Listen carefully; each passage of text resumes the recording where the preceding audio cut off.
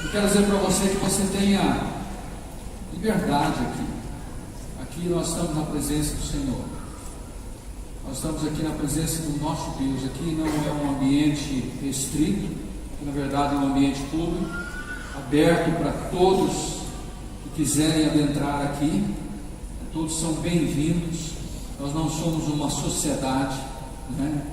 Nós somos uma família, cujo patrono dessa família é o Senhor Jesus Cristo, o Espírito Santo de Deus. O nosso desejo é que você seja grandemente abençoado. E eu já orei, mas eu gostaria de dar as boas-vindas àqueles que nos visitam nessa noite. Deus abençoe, sejam bem-vindos em nome de Jesus. É uma alegria tê-lo conosco e compartilhar um pouquinho de Deus para você nesta noite. Que Deus te abençoe, sinta livre, com bastante liberdade, e atente para aquilo que Deus tem para você nesta noite.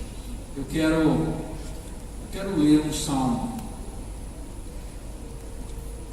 de número 126. Eu quero, na verdade, eu separei para nós meditarmos o versículo 6, mas eu gostaria de ler todo o salmo.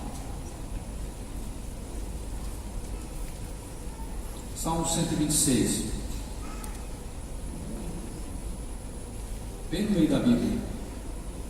Quando o Senhor restaurou a sorte de Sião, ficamos como quem sonha. A nossa boca se encheu de riso e a nossa língua de cântico. Então se dizia entre as nações: grandes coisas o Senhor tem feito a eles. Grandes coisas o Senhor fez por nós e por isso estamos alegres. Restaura, Senhor, a nossa sorte como as torrentes de Negueb. Os que com lágrimas semeiam, com júbilo ceifarão.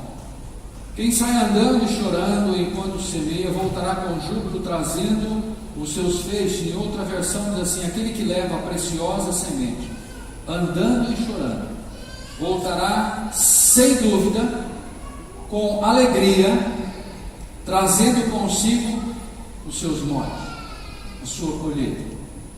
Na verdade, esse salmo ele fala de um tempo de restauração. Quando Israel foi levado ao cativeiro babilônio, 70 anos se passaram, Israel ficou cativo ali. Mas a palavra de Deus é bem clara e menciona que no meio deste povo existiam os fiéis. Sempre no meio de um povo existem os fiéis. Na verdade, existem três grupos que acabam se juntando, né? Eu me lembro quando eu era menino, eu tinha um pastor que ele falava assim que igreja é como um ônibus, né? Todo mundo vai dentro. Quando o ônibus atola, aí o grupo se divide, né? Tem aqueles que descem para empurrar, né? E entram no barro, atola no barro e empurram. Tem aqueles que descem e ficam lá no morro dizendo assim: força, gente, vocês são frouxos, vocês são fracos. E tem aqueles que ficam dentro do ônibus que não querem descer e ficam criticando. Ele dizia isso, e a palavra de Deus mostra isso também. No meio da nação de Israel, dos que foram para a Babilônia, muitos foram dissolvidos lá com as doutrinas e a religiosidade babilônica.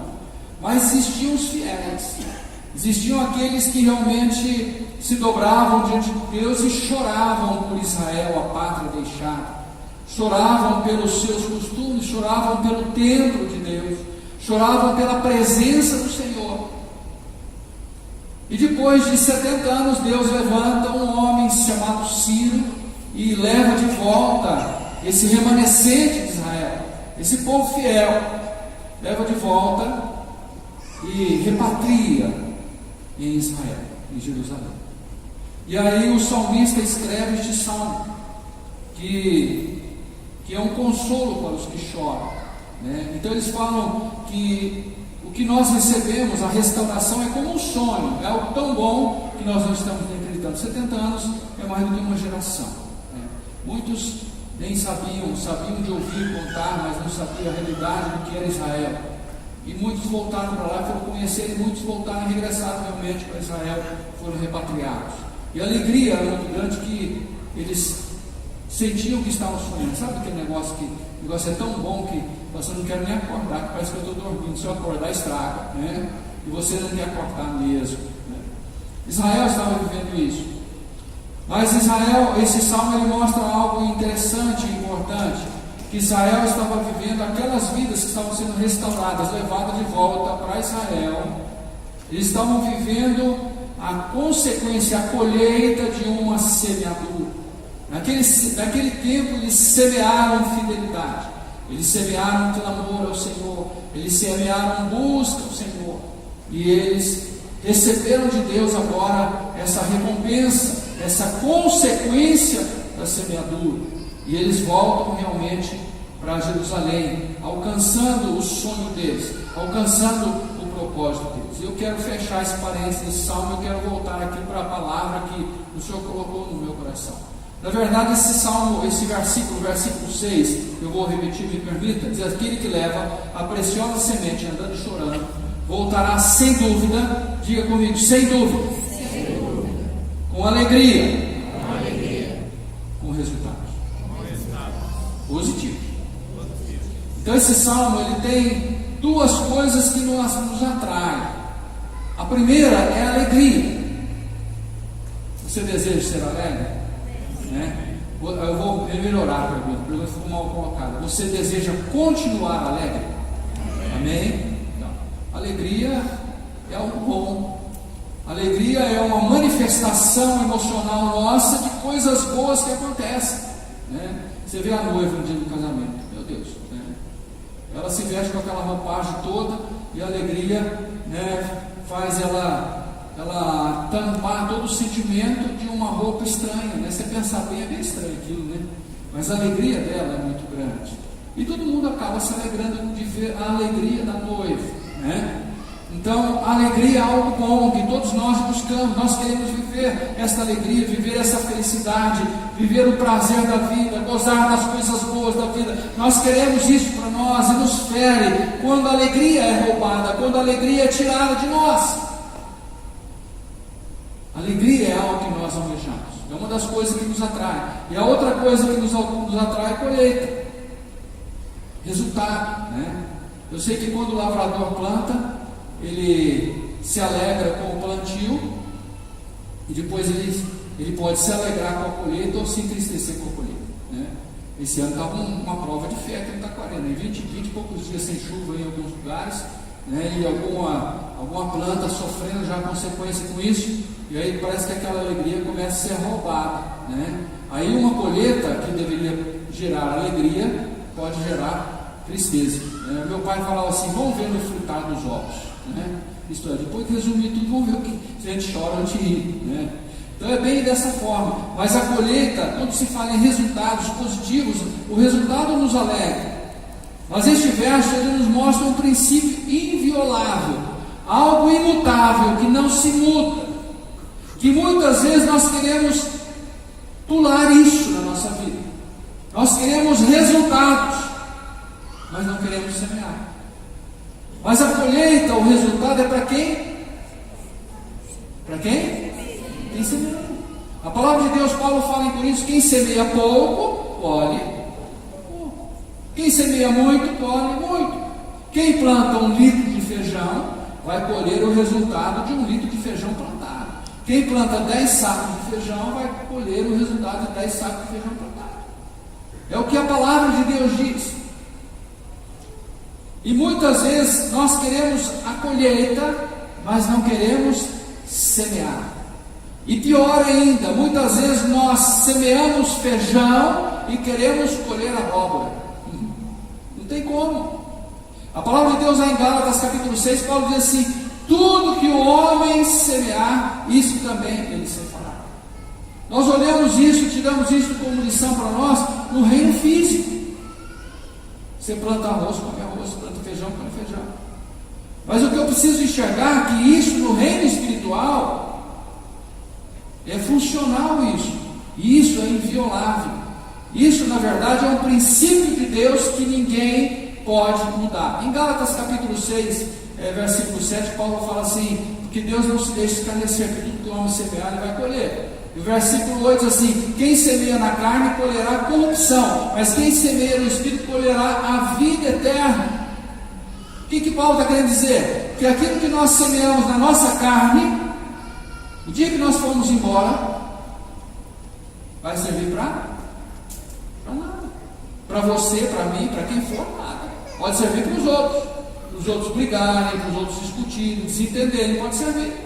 Mas para quem vai, não serve para nada. Mas Paulo está dizendo, mas quando você semeia no Espírito, o Espírito lá está com letra maiúscula, o Espírito Santo, quando você semeia em Deus, na tua vida de relacionamento com Deus, Paulo diz assim, isso perdurará para a eternidade. Você verá resultado disso, tirará proveito disso. Mas o que nós precisamos entender é esse princípio inviolável: sem semeadura não há colheita. E dependendo da semente que semeio, eu vou colher correspondente com aquilo que semeei. E muitas vezes nós queremos colher quando não semeamos. Queremos alegria, estando em falta, com propósitos. Pensa comigo. Não é gostoso cumprir propósitos? É ou não é? Alguém te dá uma tarefa, fala assim, essa é a tua tarefa de hoje. Aí você, né? Trabalha. Quando você chega, fala assim, graças a Deus, cumpri a minha tarefa. Quando nós cumprimos propósitos, quando nós cumprimos obrigações, determinações sobre as nossas vidas, nós nos alegramos, porque nós chegamos ao final, nós cumprimos isso. Por quê? Porque com o cumprimento de propósito, você terá resultados. E a colheita gera alegria. A semeadura gera alegria. Eu me lembro, na época do plantio, quando você acabava o plantio, era uma festa. Acabamos de plantar, sem saber o que estava para frente. Sem saber tudo que você ia correr de risco, de intempéries climáticas e mais, e pragas e tudo. Mas é uma etapa, você cumpriu aquela etapa, você realmente sente alegria com isso. Mas o que você quer dizer com tudo isso, pastor? Nós fomos chamados por Deus para um propósito determinado. Você foi chamado por Deus para um propósito determinado. E nós fomos gerados por Deus para um propósito espiritual acima de todas as coisas. As coisas terrenas, carnais e humanas são situações de sobrevivência nossa, de passagem nossa por este mundo, de preservação da nossa vida, do nosso corpo. A saúde, os bens materiais, o alimento, é uma preservação, porque isso vai se findar. Nós não vamos levar isso para a eternidade. E nós precisamos realmente entender isso. Mas o fato pelo qual Deus nos criou, e Ele me permitiu um dia ser gerado no ventre da minha mãe, nascer neste mundo, viver neste mundo, e o fato de Ele ter me alcançado, de ter me gerado de novo, eu ter conhecido Jesus, ter tido um novo nascimento com Jesus, uma nova vida com o Senhor, existe um propósito de Deus para isso. Existe. E muitas vezes o que falha em nós é procurar não descobrir isso.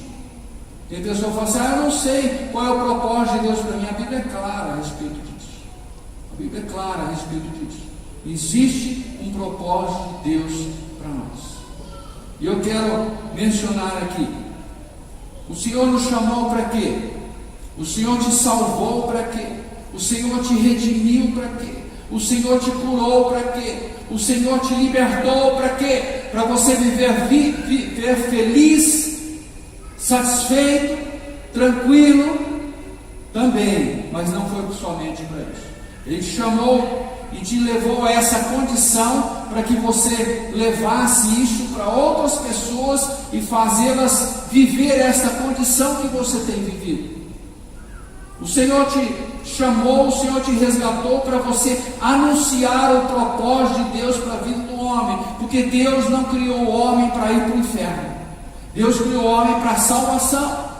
A palavra de Deus diz que o Senhor predestinou o homem para ser salvo. Mas a palavra de Deus diz que o Senhor deu-lhe escolha entre a vida e a morte. E Ele aconselha, escolha a vida. Escolha a vida. Mas qual é a ferramenta de Deus? É a igreja do Senhor. Somos nós, sou eu e você. E lá em Marcos capítulo 15, versículo 16, está a grande comissão: ide por todo o mundo e pregai o evangelho a toda criatura. Para quem que o Senhor disse isso? Ele chamou os ministros da igreja dele, o ministro de louvor, o pastor da igreja dele, disse isso para os ministros, não disse isso para os discípulos. Tem discípulo de Jesus aqui? Eu disse isso para nós: ide por todo o mundo. E muitas vezes nós queremos colocar barreiras, impedimentos e desculpas na nossa vida. Mas nós podemos anunciar o Evangelho do Senhor de N formas. E muitas vezes as pessoas acham que pregar o Evangelho, se levar o reino, semear o reino de Deus, é apenas através da palavra, é muito mais através da tua vida. Hoje de manhã nós tivemos uma experiência, né, o Ministério de Evangelismo dos Jovens, né, fez uma programação desde um ano atrás, estão lutando para isso, conseguimos arrecadar, levantar oferta, foi comprada 400 Bíblias e foram distribuídas essas Bíblias hoje.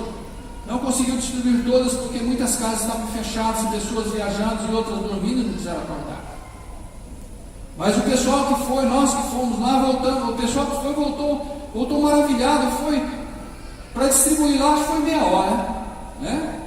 Mas o testemunho aqui, o pessoal, todo mundo queria contar uma história, uma experiência diferente, e você via isso, alegra o nosso coração, isso dá satisfação. Neste momento, ninguém estava estressado, ninguém estava amargurado e ninguém estava lembrando de problema. O Senhor nos chamou para viver alegria, e muitas vezes nós vivemos tristeza e não sabemos porquê, mas hoje você vai entender o porquê. Outra incumbência que o Senhor nos deu é de frutificar.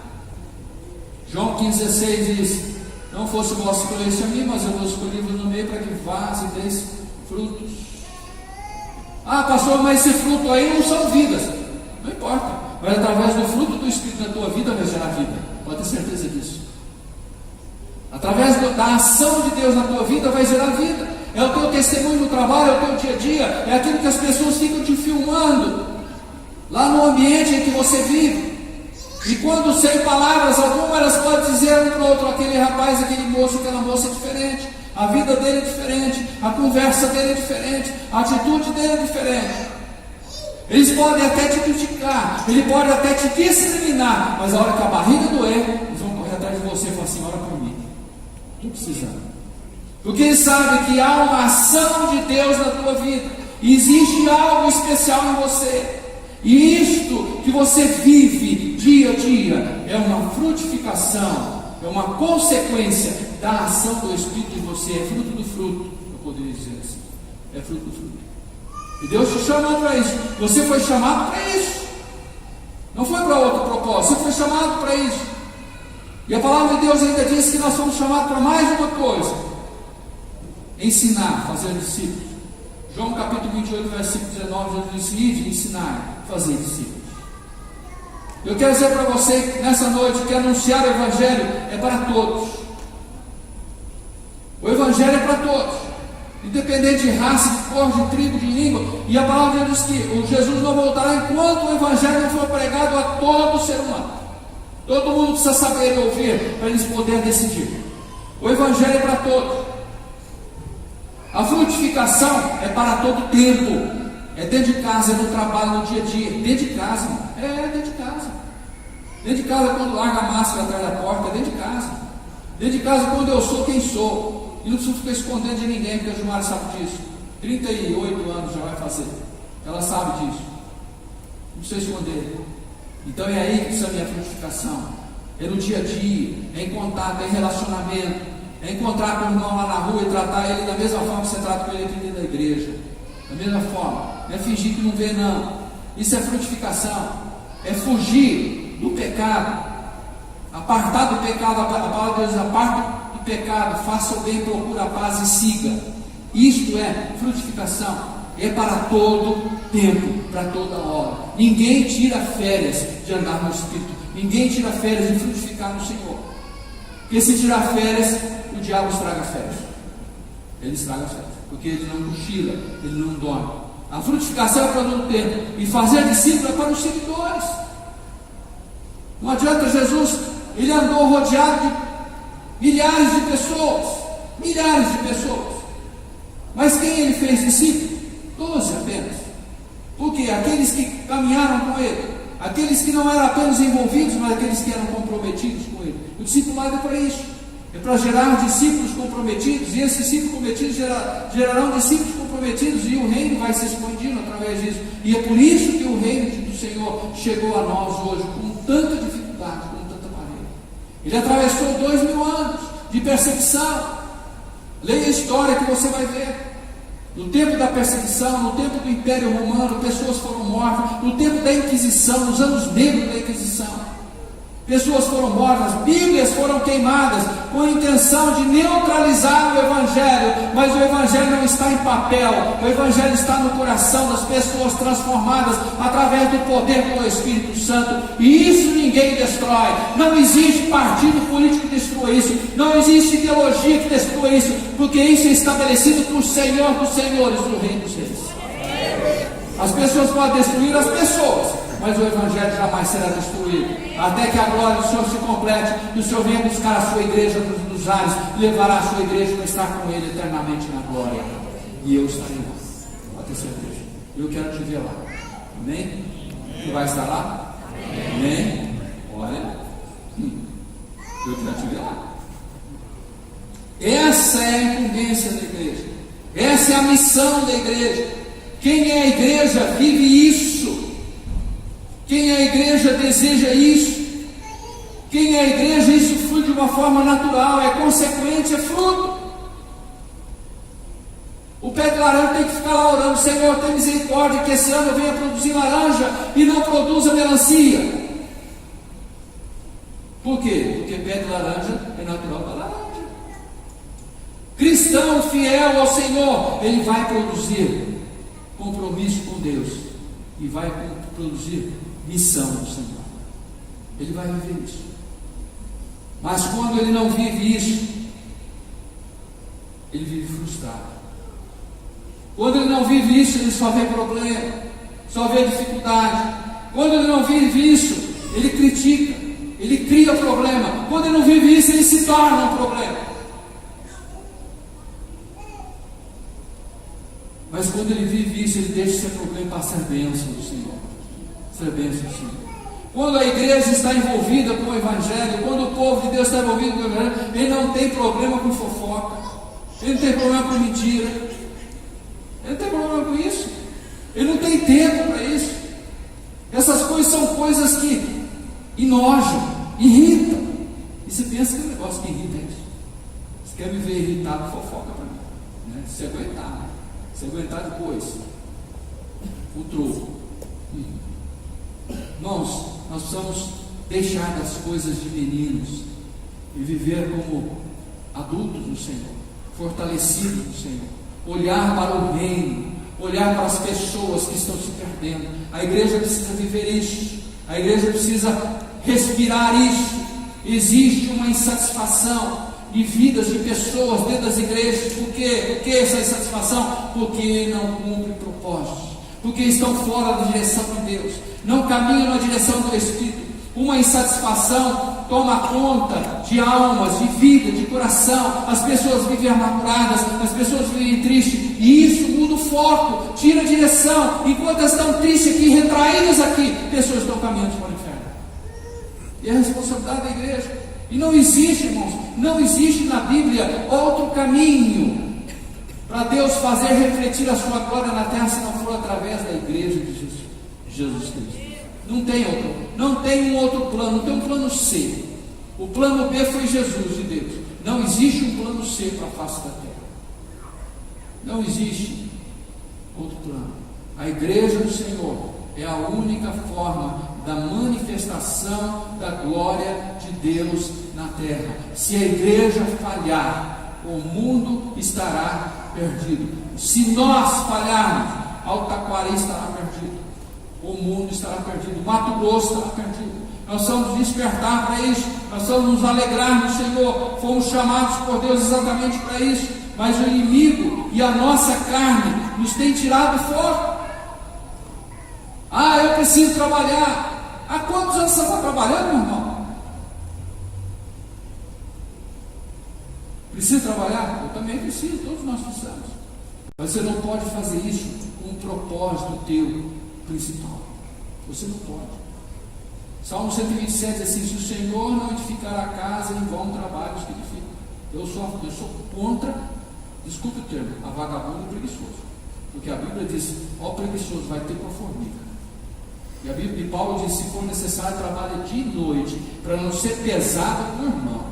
Tá? Tem gente que acha que deve viver nas costas dos outros. trabalha dia e noite, mas certa situação, alinha para você ter uma vida regularizada de relacionamento prioritário com Deus. É o que a palavra de Deus ensina. Mas quando nós fugimos disso, nós vivemos tristes e amargurados. Nós somos responsáveis por 3 coisas nessa visão espiritual. A igreja tem 3 responsabilidades. Eu queria que você prestasse atenção nisso aqui. Muita gente olha para a palavra de Deus e não consegue discernir algumas coisas. E a gente acaba se acomodando com aquilo que a palavra de Deus traz de um entendimento que nós tiramos de uma forma distorcida. Em Lucas capítulo 8, versículo 9 a 15, se você olhar lá, Jesus fala a respeito do semeador. O semeador saiu a semear, uma parte da semente caiu na beira do caminho. As aves dos céus vieram e comeram a semente. Outra parte da semente caiu no meio de pedregais. A terra era pouca, a semente germinou, mas não teve força, morreu. A outra parte da semente caiu no meio dos espinhos, não é isso que diz lá? E foram sufocadas pelo espinho, e ela não produziu bem. Mas outra parte caiu em terra boa, e essa produziu os 30, 60 e 100 por um. Aí nós olhamos e falamos assim, a dificuldade do Evangelho. Nós vemos aqui 4 tipos de terrenos, e só um terreno produz bem. Por que só um terreno produz bem? Porque os outros terrenos não estavam preparados. A terra boa era uma terra preparada, a beira da estrada não era, o pedregal não era, e no meio dos espinhos também não foi cultivado. Mas qual é o papel da igreja? O papel da igreja é preparar terreno. Preparar terreno. A beira da estrada pode se tornar produtivo se a igreja preparar o terreno. O pedregal pode se tornar produtivo se a igreja resolver carregar pedra, limpar pedra. Lá em Jerusalém, você pega regiões lá que eles fazem muralhas de pedra para limpar 100%. Faz muralhas largas e altas de pedra, limpam o terreno e se torna terreno produtivo ali. Por quê? Porque há uma ação de responsabilidade de quem é responsável. O espinheiro pode ser também mudado, isso. Pode pegar a enxada e capinar, limpar e deixar apenas a planta necessária ali. O papel da igreja é isso.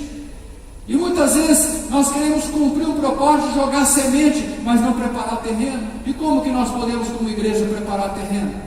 Orando, clamando, intercedendo pela cidade, por este lugar, para semear e esses terrenos estarem realmente preparados pelo Espírito Santo. Quem prepara o coração do homem é o Espírito Santo, através da intercessão da igreja, através do trabalho da igreja, através da ação da igreja. E muitas vezes nós nos acomodamos e achamos que de 4 partes de uma vinga. Não é isso. Pode vingar tudo, mas vai depender da igreja. A igreja é responsável por isso. E muitas vezes a igreja sai fora do foco, aí ficam pessoas amarguradas dentro da igreja, tristes, problemáticas, focadas nos problemas. E quanto mais foco em problema tem, mais problema o diabo arruma para ter. Mais arruma para ter. Porque ele quer isso mesmo. Então a primeira coisa, prepara o terreno. A segunda coisa, de responsabilidade da igreja, a semeadura, lançar a semente, a tempo e a fora de tempo. Sempre, não existe outra forma, não existe outra maneira de Deus alcançar o perdido lá se não for através das nossas vidas. Não vai descer anjo do céu. Não. Deus não vai lá convencê-los, não, se eles não ouvirem, se eles não receberem. E será mais fácil se nós formos até lá. Este foi o propósito desta manhã. E este será o propósito do ano nosso de 2019. Esse será o nosso propósito do ano 2019. Eu creio assim que o Espírito Santo tem falado no meu coração que nós ficamos muitos anos trabalhando, ser igual a Jesus, restauração, cura, E cadê a restauração? Cadê a cura? Será que não tem cada um deixa patinar um pouco agora e nós cuidarmos de quem precisa? Dar comida para quem tem fome, alimentar e dar água para quem tem sede? Esse é o tempo de Deus. Esse é o tempo de Deus. A igreja está para restaurar, mas o papel da igreja é realmente libertar vidas, salvar vidas, alcançar vidas. E a última responsabilidade da igreja é a rega das plantas. Lançar a semente, assim que germinar, regar, cuidar, discipular. O convencimento e o crescimento pertence ao Espírito Santo. Mas o cuidado, a regra, é responsabilidade nossa. 1 Coríntios capítulo 3, versículo 6, Paulo diz assim: eu plantei, Apolo regou e Deus deu o crescimento. Se tiver alguém que plante, se tiver alguém que regue, Deus vai cumprir a sua parte e vai estabelecer o seu reino na vida das pessoas. E nós fomos chamados para isso. O cumprimento do propósito de Deus em nossa vida gera em nós uma alegria, uma imensa satisfação. Você pensa que não existe coisa mais feliz quando a gente vê uma pessoa restaurada. É verdade, não é? É, líderes, não é? Ver uma pessoa sendo transformada, e existe uma coisa que nos entristece quando você vê a pessoa retrocedendo, voltando para a vida velha, caindo no pecado, trazendo os costumes, os hábitos, os vícios velhos na sua vida. Isso é degradante. Isso é uma condição de desprezo e abandono a Jesus Cristo. E quando nós amamos Jesus, a gente se entristece com isso, porque Jesus, com certeza, eu não diria que ele fica ferido com isso, mas ele se fere com isso, ele se entristece com isso. E nós nos entristecemos também. Então, uma alegria nossa é ver pessoas transformadas, pessoas libertas, pessoas realmente moldadas pelo Espírito Santo. E eu quero encerrar esta palavra dizendo para você da liberdade do Espírito Santo agir na sua vida. Comece a orar, peça para Deus: Senhor, qual é o teu propósito? O que o Senhor realmente quer de mim, Senhor?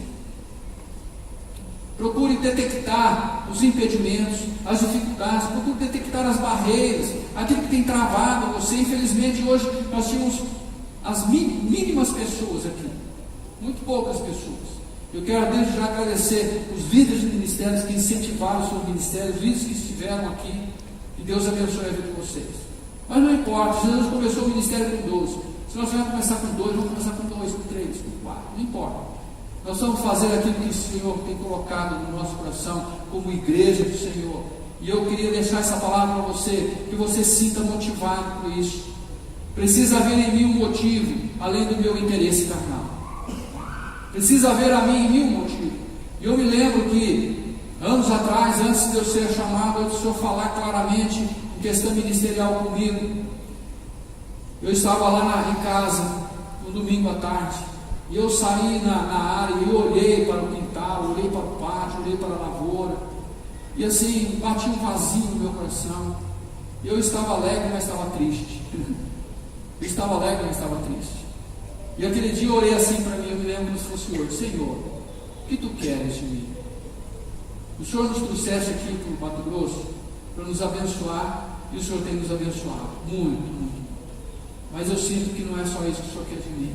Mas me mostra o que o Senhor quer. E Deus começou a mostrar, e começou a me levar pelo caminho dele. E nós estamos aqui hoje, há mais de 24 anos, nós estamos aqui, procurando entender a vontade do Senhor, procurando fazer a vontade do Senhor. É fácil? Não, mas é prazeroso. É prazeroso. É alegria ver vidas transformadas. É alegria ver vidas libertas. É alegria poder ser um pouquinho. Eu sempre falo para as pessoas, às vezes vão embora aqui, eu fico feliz por ter sido um pouquinho de bênção na tua vida. Um pouquinho. Se eu fiz um ponto final, uma vírgulazinha na tua vida, para mim já está bom. Alguma coisa valeu. Isso gera alegria para nós. E isso precisa gerar alegria no teu coração. Você vai ouvir pessoa falar assim: a irmã fulana foi o motivo do teu encontro com Jesus, o irmão fulano, o irmão ciclano. E isso é maravilhoso. Não é para honrar nós, não é não. É uma alegria que não gera honra, orgulho e vaidade. É uma alegria que gera apenas um prazer gostoso. Parece que o Espírito Santo chega, vibra dentro de nós. Eu creio que quem saiu hoje pode sentir um pouquinho lá fora isso, né? Que Deus abençoe grandemente a sua vida.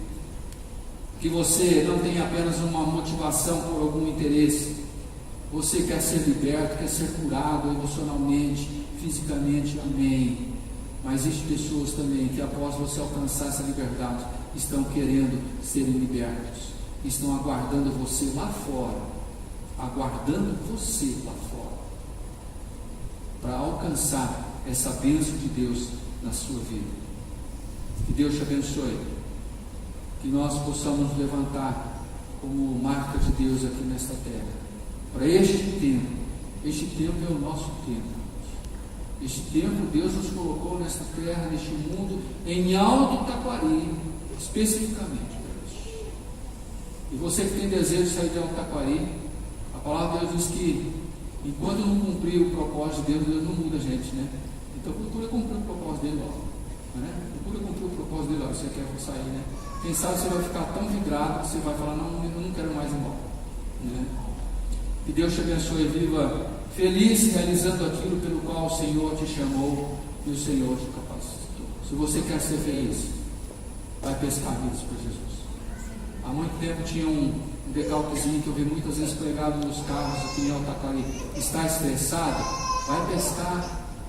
Tem muito crente estressado porque não pesca, né? Não é ir lá no rio, não pesca vidas para Jesus. O Senhor te chamou para ser pescadores de homens. Quando você se tornar um pescador, uma pescadora, esse estresse vai acabar, pode ter certeza disso. Amém? Curva sua cabeça, feche seus olhos.